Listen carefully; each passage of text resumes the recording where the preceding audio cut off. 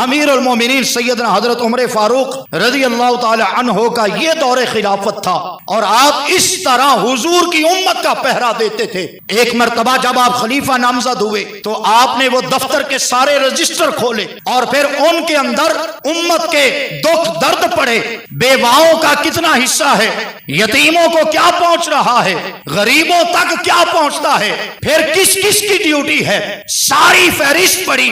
ایک نام ایسا آ گیا جس کے آگے کسی کا نام نہیں، تو آپ نے ایک شخص سے پوچھا اس کے آگے کسی کا نام نہیں ہے، تو حضرت عمر سے کہا گیا اس کے آگے کسی کا نام کیوں نہیں ہے کہ یہ ایک نابینا شخص ہے جس کی خدمت خود حضرت ابو بکر جا کر کیا کرتے تھے۔ امیر المومنین سیدنا حضرت عمر فاروق رضی اللہ تعالی عنہ اس کے گھر تک پہنچے، اس کے گھر کی صفائی کی، پھر کھانا پکا کر لے گئے، اور جب چھوٹے چھوٹے نوالے توڑ کر اس بوڑھے نابینے شخص کے منہ میں رکھے تو وہ رونے لگا، اور ساتھ اس نے انا للہ و انا الیہ راجعون پڑھا۔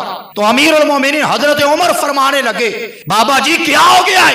کہنے لگا کہ لگتا ہے اس دنیا سے آج حضرت ابو بکر پردہ فرما گئے۔ تو امیر المومنین سیدنا حضرت عمر پوچھتے ہیں بابا جی آپ کو کیسے پتا چلا؟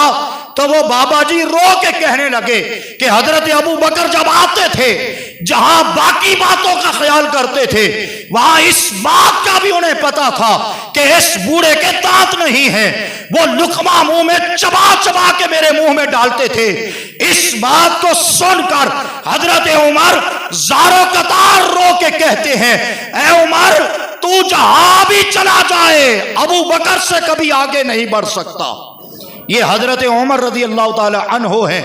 آج بھی لوگوں کو حکمرانی کا شوق ہے، خلافت کا شوق ہے، لیکن خلافت راستہ سے کوسوں دور ہیں، ہم نے ان کی خلافت کو پڑھا ہی نہیں۔ آپ بات یاد کیجئے تو ہندوستان کے اندر جب گاندھی کا دور تھا وہ ایک جلسے کے اندر خطاب کرتے ہوئے لوگوں سے کہنے لگا اے لوگوں اگر دنیا پر حکمرانی کرنا چاہتے ہو تو پھر کسی اور کو آئیڈیل نہ بناؤ، حکمرانی کرنا چاہتے ہو تو محمد مصطفیٰ کے ابو بکر و عمر کو پڑھا کرو۔ تو لوگوں نے سوال کیا تو ہندو ہو کر مسلمانوں کی بات کرتا ہے؟ تو اس نے کہا میں نے بڑے بڑے بادشاہوں کو پڑھا ہے، لیکن جس سادگی اور جس درویشی کے اندر رہ کر انسانیت کی خدمت مصطفیٰ کے دو غلاموں نے ابو بکر و عمر نے کی ہے، اس کی مثال قیامت تک نہیں آ سکتی۔ آج لوگوں نے اس بات کو دیکھا ہی نہیں، باتیں بڑی اونچی اونچی لیکن کردار سے کتنا دور ہے۔ غریبوں کو کس نے رلا دیا، غریبوں کے حق کون کھا گیا، اور پھر دعویٰ ہو کہ ہم مسلمانوں کے حاکم ہیں۔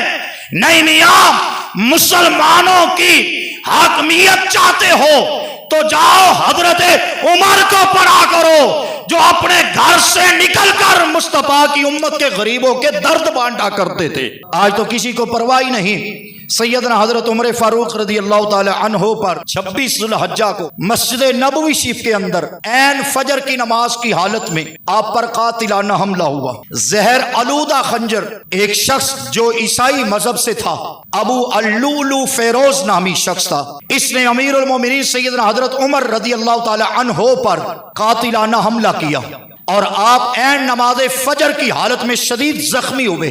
پھر اس شخص نے تو خودکشی کر لی، لیکن حضرت عمر رضی اللہ تعالی عنہ 4 دن شدید علالت کے بعد یکم محرم الحرام کو آپ نے جام شہادت حاصل کیا۔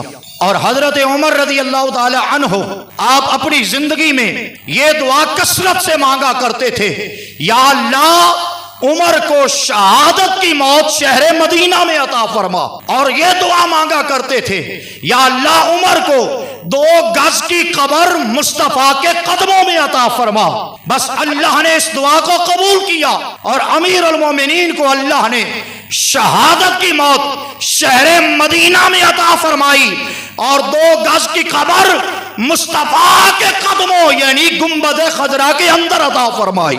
امیر المومنین سیدنا حضرت عمر فاروق رضی اللہ تعالی عنہ جب آپ شہید ہو چکے تھے اور آپ کو غسل دیا جا رہا تھا، حضرت سیدنا عبداللہ ابن عباس رضی اللہ تعالی عنہ بیان کرتے ہیں میں بھی اس وقت امیر المومنین کے گھر موجود تھا. کوئی شخص آیا اور اس نے آ کر میرے کندھے پہ ہاتھ رکھا اور پھر رو رو کر حضرت عمر کو دعائیں دینے لگا. یا اللہ عمر پہ رحمت فرما، یا اللہ عمر کا بھلا کر، اے اللہ حضرت عمر کے درجے بلند کر. میں نے تھوڑی دیر کے بعد پلٹ کر دیکھا، میرے کندھے پہ ہاتھ رکھ کر اتنے درد کے ساتھ حضرت عمر کو دعائیں دینے والا کون ہے؟ جب میں نے دیکھا تو اس وقت میرے کندھے پہ ہاتھ رکھ کر حضرت عمر کو دعائیں دینے والا کوئی اور نہیں بلکہ سیدنا حضرت علی المرتضیٰ کی ذات تھی، جو میرے کندھے پہ ہاتھ رکھ کر حضرت عمر کو دعائیں دے رہی تھی. میں نے پوچھا اتنی دعائیں کیوں؟ تو حضرت مولا کائنات فرمانے لگے، اے عبداللہ ابن عباس، میں نے حضرت عمر کو مصطفیٰ سے ایک لمحہ کے لیے بھی کبھی جدا نہیں دیکھا تھا. حضور علیہ السلام کی زبان پر ہر وقت حضرت عمر کا قصیدہ رہتا اور سرکار فرمایا کرتے تھے، میں اور ابو بکر اور عمر آئے، میں اور ابو بکر اور عمر گئے، میں اور ابو بکر عمر جو ہے وہ مزار سے اکٹھے اٹھائے جائیں گے. گویا کہ ہر وقت میرے نبی نے اپنے صحابہ کی عظمت کو بیان کیا ہے. اور نبی اکرم صلی اللہ علیہ وسلم کا یہ فرمان سن لیجئے، آقا نے فرمایا تھا، اے میرے صحابہ، جب تم میری امت کے نیک لوگوں کا ذکر کرو تو وہاں میرے عمر کو بھی یاد کیا کرو.